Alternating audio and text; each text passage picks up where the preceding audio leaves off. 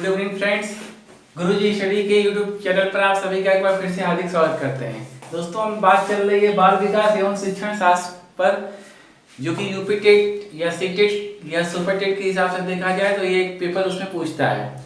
तो कल हम लोगों ने बाल मनोविज्ञान के बारे में कुछ चर्चा किया था। आज उसके आगे का हम लोग देखेंगे। कल क्या क्या चीजें हम लोग देख लेते हैं, जरा एक बार फिर से उसका रिवीजन कर लेते हैं। देखिए, बाल मनोविज्ञान की जहाँ तक बात करना था तो इसमें था आपका शिक्षा मनोविज्ञान। शिक्षा मनोविज्ञान पर बात चल रही थी दोस्तों, शिक्षा मनोविज्ञान पर। तो हमने बात किया था कि शिक्षा आपकी क्या है, शिक्षा क्या है। शिक्षा को हम बताए थे कि शिक्षा जो है संस्कृत के शिक्ष धातु से लिया गया है। संस्कृत के शिक्ष धातु से लिया गया है, जिसमें अ प्रत्यय जोड़ने से क्या बन जाती है, आपकी शिक्षा बन जाती है। शिक्षा का मतलब होता है सीखने सिखाने की प्रक्रिया। ये बात किए थे हम। शिक्षा को अब यहीं पर देख लेते हैं कि इंग्लिश में क्या कहते हैं। शिक्षा को अंग्रेजी में एजुकेशन कहा जाता है, जो कि यह लैटिन भाषा की से उत्पत्ति हुई है। किसके? एजुकेटम शब्द से हुआ है। एजुकेटम शब्द से इसकी उत्पत्ति हुई थी। एजुकेटम शब्द यहीं पर बताया गया था आपको कि एजुकेटम शब्द दो शब्दों से मिलकर बना है। ई और ड्यूको से बना हुआ था। ई और ड्यूको से मिलकर बना हुआ है। ई का मतलब होता है अंदर से, ड्यूको का मतलब होता है अध्ययन करना, यानी अंदर से अध्ययन करना। ये चीजें कल हम लोगों ने देख लिया था वीडियो फर्स्ट में। इसके बाद हमने आपको बताया था कि मनोविज्ञान शब्द क्या है। मनोविज्ञान जो शब्द है, इसको इंग्लिश में आप साइकोलॉजी के नाम से जानते हैं। PSYCHOLOGY, साइकोलॉजी शब्द के नाम से जानते हैं। साइकोलॉजी शब्द भी दो शब्दों से मिलकर आपका बना हुआ है, साइकी और लोगस से। PSYCHE, साइकी और लोगस से बना हुआ है। ठीक है, ये आपका दो शब्द मिलकर बना हुआ था। साइकी का मतलब होता है आपका क्या, आत्मा, और लोगस का मतलब होता है क्या, अध्ययन करना। यानी कि आत्मा का अध्ययन करना है क्या, मनोविज्ञान। लेकिन नहीं, आत्मा का अध्ययन करने के पूर्व में माना जाता था, लेकिन अब क्या माना जाता है ये आपको हम अभी बताएंगे। मनोविज्ञान को आत्मा का अध्ययन क्यों कहा गया? क्योंकि मनोविज्ञान जो शब्द है, ये मनोविज्ञान निकला हुआ किससे है, आपका दर्शन से निकला हुआ है। मनोविज्ञान दर्शन से निकला हुआ है, और दर्शन का मतलब ही होता है कि आत्मा का अध्ययन करना। यानी जब दर्शन से निकला गया तो इसलिए इसको मनोविज्ञान को हम लोग आत्मा का अध्ययन करते थे। इसके बाद हमने आपसे चर्चा किया था कि मनोविज्ञान ने सर्वप्रथम अपने आत्मा का त्याग किया, फिर मन का त्याग किया, और फिर चेतना का त्याग किया, और वर्तमान समय यह व्यवहार के रूप को अपनाए हुए हैं। ये परिभाषा महान मनोवैज्ञानिक वो किसने दिया था? वुडवर्थ ने दिया था। इतनी बात हम लोगों ने कल किया था, आपको बताए थे। आज हम बात करते हैं शिक्षा मनोविज्ञान की। शिक्षा मनोविज्ञान पर आज हम बात करते हैं आपसे कि शिक्षा मनोविज्ञान क्या है। तो आइए देखते हैं शिक्षा मनोविज्ञान। शिक्षा मनोविज्ञान, शिक्षा मनोविज्ञान क्या है? शिक्षा का मतलब होता है कि अध्ययन या अध्यापन। शिक्षा का मतलब होता है अध्ययन या अध्यापन, और मनोविज्ञान का मतलब होता है व्यवहार। ठीक है, व्यवहार का अध्ययन। अच्छा, एक चीज और हम बात अभी बता रहे थे आपसे कि ये दर्शन शास्त्र आत्मा का विज्ञान माना गया था, लेकिन बाद में क्यों व्यवहार का विज्ञान माना गया? इसलिए माना गया उसको व्यवहार का विज्ञान, क्योंकि किसी के आत्मा का हम लोग अध्ययन नहीं कर सकते हैं। किसी के मन के बारे में क्या चल रहा है इसको हम लोग जान नहीं सकते हैं। चेतना में क्या हो रहा है नहीं जान सकते हैं, लेकिन किसी के व्यवहार को देखकर यह अध्ययन बताया जा सकता है कि फला बालक कैसा है, या आगे जाकर वो क्या बनना चाहता है, क्या कर सकता है। इस सब की वजह से इसको हम लोग व्यवहार का अध्ययन कहते हैं। अब बात की जाए कि शिक्षा मनोविज्ञान क्या है। शिक्षा मनोविज्ञान वो विज्ञान है जो शिक्षा के व्यवहार का अध्ययन करता है, या यूं कह लें कि बालक कि शिक्षण प्रक्रिया के दौरान होने वाले व्यवहार का अध्ययन करना ही क्या है, शिक्षा मनोविज्ञान है। ठीक है, शिक्षा मनोविज्ञान को सर्वप्रथम लाने का श्रेय आपका स्टैनले हॉल को जाता है, जिन्होंने 1889 ईस्वी में इसको लाया था। इनको जो है मनोविज्ञान का अन्वेषक के रूप में भी हम लोग जानते हैं।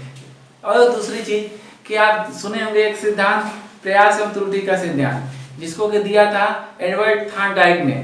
थार्नडाइक को ही प्रथम शैक्षिक मनोवैज्ञानिक माना जाता है, या शिक्षा मनोविज्ञान का पितामह यदि माना जाए तो थार्नडाइक महोदय को माना जाता है। क्यों?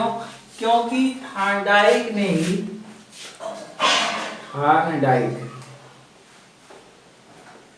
ही सन 1913 ईस्वी में अपनी एक पुस्तक लिखा था, जिसका नाम था क्या, शिक्षा मनोविज्ञान। शिक्षा मनोविज्ञान। इन्होंने ही सन 1913 ईस्वी में शिक्षा मनोविज्ञान एक पुस्तक लिखी थी, जिस पर कि उन्होंने अपना काफी चिंतन किया, और उनके चिंतन का ही प्रयास था कि शिक्षा मनोविज्ञान अंत में जाकर पूर्ण रूप से एक विज्ञान का इसको दर्जा दिया गया। और उसके बाद क्या हुआ कि अमेरिका की एक थी आपका सोसाइटी, जिसका नाम था national society of teachers of education.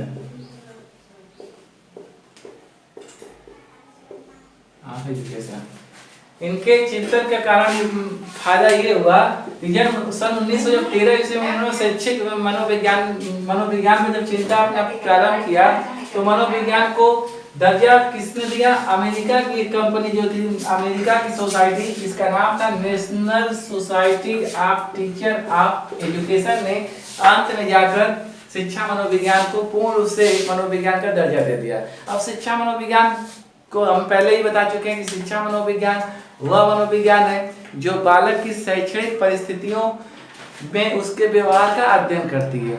अब व्यवहार का अध्ययन कैसे किया जाता है, जैसे मान लीजिए कि बालक का चिंतन हुआ, अवधान हुआ, उसका जो है कि सीखने की क्रियाकलाप हुआ, सीखने की गति हुई, ठीक है, ये सब चीजों का शिक्षा मनोविज्ञान अध्ययन करता है। यानी ये कह सकते हैं कि शिक्षा मनोविज्ञान वह मनोविज्ञान है जो शिक्षा का शैक्षणिक परिस्थितियों में उसका अध्ययन करती है। ठीक है, अब देखते हैं हम कि बालक को जो है शिक्षा मनोविज्ञान का केंद्र बिंदु माना गया है। बालक को जो है आपका केंद्र बिंदु माना गया है। बालक को केंद्र बिंदु माना गया है। किसको? बालक को कहा गया है।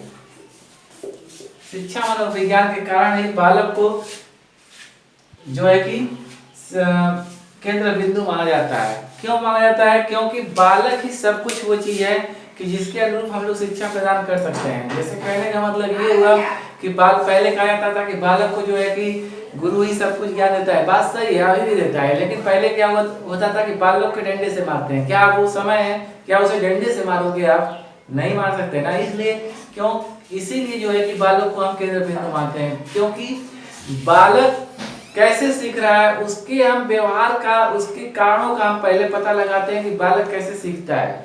यानी अगर वो खेल द्वारा सीखना चाहता है तो उसको खेल द्वारा हम सिखाएंगे, यदि वो हंसकर सीखता है तो हंसाकर, खिलाकर, यानी जैसे बालक सीखना चाहे वैसे सिखाएंगे। लेकिन डंडे का प्रयोग हम कभी भी नहीं करते हैं। इसके लिए आपका एनसीएफ जो है 2005 जो है डंडे को जो है कि मना करता है। डंडा को मना करता है कि आप डंडे का प्रयोग नहीं करेंगे। ठीक है, और बाल मनोविज्ञान का देखिए, बाल मनोविज्ञान क्या है? बाल मनोविज्ञान वह मनोविज्ञान है जो बालक के गर्भावस्था से लेकर किशोरावस्था तक के अध्ययन करता है। बाल मनोविज्ञान वह मनोविज्ञान है जो बालक के गर्भावस्था से लेकर किशोरावस्था तक के बीच के समय का अध्ययन करता है। उसे हम बाल मनोविज्ञान के नाम से जानते हैं। ये आपके बाल मनोविज्ञान की बात हो। बाल मनोविज्ञान के अंतर्गत एक चीज और देखा जाता है कि उस बालक का विकासात्मक व्यवहार का भी अध्ययन कहता है, यानी बालक का विकास कैसे कैसे हो रहा है, इन सब चीजों का भी हम लोग अध्ययन करते हैं। तो प्रत्येक यहाँ देखिए तो स्टूडेंट प्रत्येक चैप्टर के लास्ट में आपको यूपीटेट के जितने भी इंपॉर्टेंट सवाल पूछे गए जा चुके हैं, सभी क्वेश्चन को आपका हल करा दिया जाएगा। ठीक है, इसमें जो भी इंपॉर्टेंट क्वेश्चन बनेंगे, जो भी इंपॉर्टेंट पॉइंट बनेंगे, इसको सारी चीजें आपको हम हल कराएंगे। अब हम इसके आगे कल बाल मनोविज्ञान पर जो किसने किसने इंपॉर्टेंट परिभाषा किन किन मनोवैज्ञानिकों ने दिया, जैसे क्रू एंड क्रू ने क्या कहा है, ठीक है, आपके स्किनर महोदय ने क्या कहा है, जॉन डेरी ने क्या कहा है, कुछ इंपॉर्टेंट परिभाषा हम लोग देख लेंगे। तो आज के लिए दोस्तों इतना ही, और जो लोग मेरे चैनल को अभी नए देख रहे हैं वो प्लीज इसे लाइक करें और सब्सक्राइब करें। तो बस आज के लिए इतना ही, थैंक यू।